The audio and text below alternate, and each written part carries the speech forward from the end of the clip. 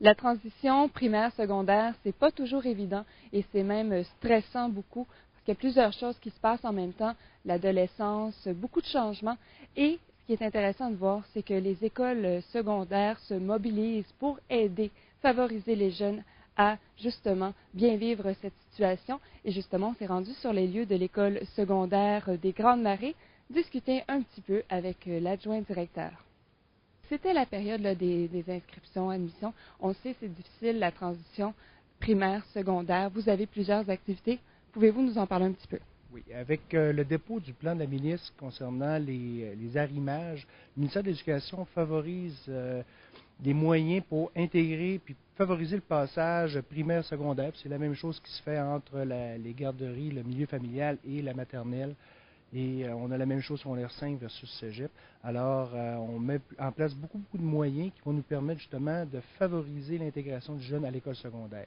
C'est une étape qui n'est pas facile pour certains, donc on sait que l'adolescence fait que ça permet, on voit des fois des petits écarts ou quoi que ce soit, mais d'un côté, les moyens qu'on met en place présentement, donc la visite de l'école, les activités, les rencontres au niveau de l'école primaire et on fait des activités en intégrant les jeunes ici. Fait que c'est ça qui va favoriser justement le meilleur encadrement puis la meilleure intégration de ces jeunes-là lorsqu'ils arrivent en début d'année scolaire.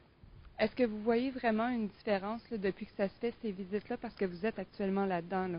Est-ce que les jeunes répondent bien? Oui, il y a quand même une bonne connaissance. C'est sûr que nous, dans notre milieu, au niveau du secteur Labbé, beaucoup d'élèves sont déjà venus ici à l'école secondaire, donc pour des activités sportives ou quoi que ce soit. Mais c'est gagnant, c'est facilitant parce que la connaissance des lieux physiques et en même temps, bien, il y a déjà des personnes de référence qui sont là. Comme la visite a déjà eu lieu, ben, nous, c'est plus gagnant lorsque le jeune arrive en septembre. D'ailleurs, on ne fait pas l'inscription. La première journée de classe ne se fait pas, pour les secondaires 1, ne se fait pas en même temps que les autres élèves de l'école.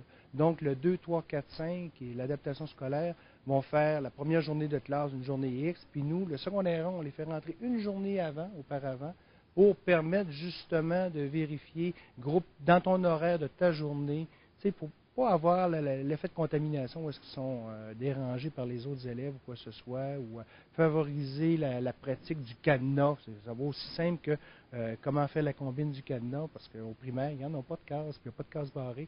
Alors, c'est des choses qu'on va pratiquer et qu'on va mettre en place là-dessus. C'est bien ça, parce que si on se replonge, nous, quand on était jeunes, là, c'était tout le monde ensemble et c'est vrai que c'est vraiment un facteur de stress pour les jeunes qui rencontrent les plus vieux. Donc, à ce moment-là, vous m'avez parlé un petit peu des procédures, si on veut, par rapport à l'inscription. Ça se passe comment ici? Bien, ici, la semaine passée, on parle de la semaine du 12 au 14, on a eu les élèves qui sont venus passer une journée complète ici à l'école secondaire des Grandes Marais.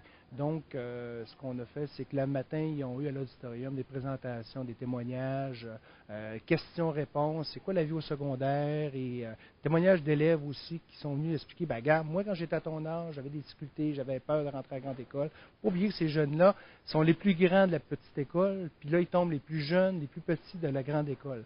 Donc ça, c'est un facteur qui est stressant pour eux autres. Alors, l'après-midi, c'était la visite guidée, le tour guidé de l'école secondaire.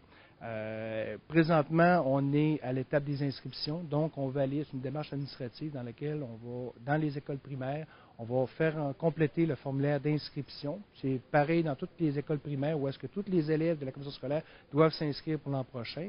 Puis c'est une démarche administrative pour nous autres, ça va nous permettre d'assurer une place pour chacun de ces élèves-là. Éventuellement, à la fin mars, on aura une rencontre avec les directions pour déterminer le classement de ces élèves-là. On va avoir un peu plus de notes de rentrée au niveau du primaire et on va être en mesure de savoir si ces élèves-là de sixième année vont être affectés dans les différents programmes qu'on a ici à l'école secondaire.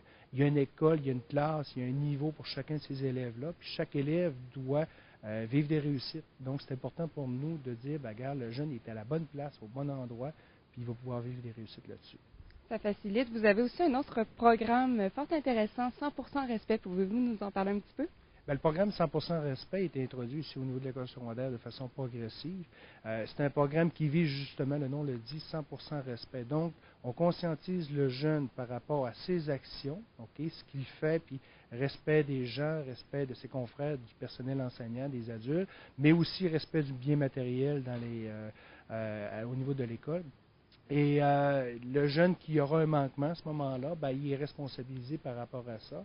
Et il y aura à trouver, parce qu'on part du principe que chaque élève a la norme ISO 100% respect, et il doit la conserver. Donc, il doit lui-même trouver des moyens pour réparer l'offense qui a été faite, soit envers le matériel, soit envers le personnel ou son confrère, etc. Fait on sensibilise le jeune à ce niveau-là, puis on sensibilise aussi chacun des groupes tuteurs qui sont co-solidaires du jeune. Donc, toi, tu as fait une gaffe, oui, mais ensemble, on va trouver, parce que c'est l'ensemble des élèves du groupe qui ont comme perdu la norme 100% respect, qui doivent, entre eux autres aussi, aider le jeune à maintenir, à trouver, à rétablir cette norme-là qu'ils avaient au départ. Vous avez aussi, tantôt quand je suis arrivée en ces lieux, j'ai remarqué tout de suite les magnifiques mosaïques. Pouvez-vous nous en parler un petit peu là, du but et comment que ça a été fait? On vivait comme beaucoup d'écoles secondaires, un peu de vandalisme, puis ceux qui, comme moi, de la génération comme moi, ont passé par la polyvalente de la vie, on se rappelle des casiers, puis c'est les mêmes casiers qu'on a depuis une quarantaine d'années. Alors, on avait un peu de vandalisme, des graffitis, ainsi de suite. Alors, le projet est venu d'enseignants et d'élèves en adaptation scolaire qui, justement, puis en adaptation scolaire et au régulier, qui, avec leurs enseignants, ont dit, ben, regarde, comme les graffitis qu'on a sur les murs des édifices, si on peignait, on faisait des toiles, des mosaïques, ben, les élèves, effectivement, ne brisent pas. Puis c'est effectivement le cas. Fait qu'on y va progressivement en fonction des disponibilités des élèves, des programmes d'art plastique, des disponibilités du personnel puis des élèves.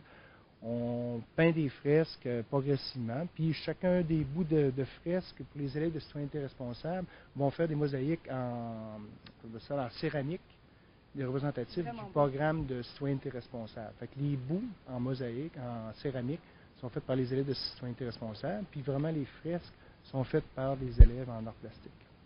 Belle réussite. Justement, en terminant, vous avez une rencontre, je pense, le parent qui s'en vient prochainement, en fait, lundi, aujourd'hui.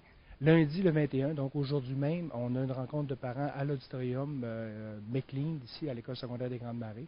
Donc, c'est lundi soir à 19h, donc à 7h le soir.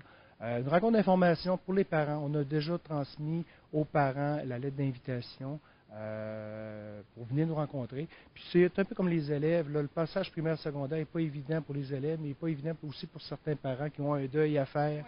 Oui. Et ça nous permet justement d'échanger, d'expliquer notre programme comme on a, et en même temps de dire aussi, bagarre, il y a un processus d'encadrement, et pour nous autres, c'est important. Puis les parents aussi à répondre, on a des questions à répondre aux parents, puis les parents aussi ont aussi des questions, fait qu'on va répondre à ce niveau-là.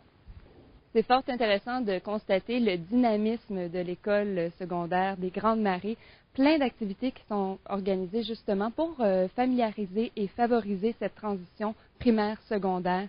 Si vous voulez en connaître davantage, je vous invite à visiter leur nouveau site Internet, le www.csrsaguenay.qc.ca/grande-marée/.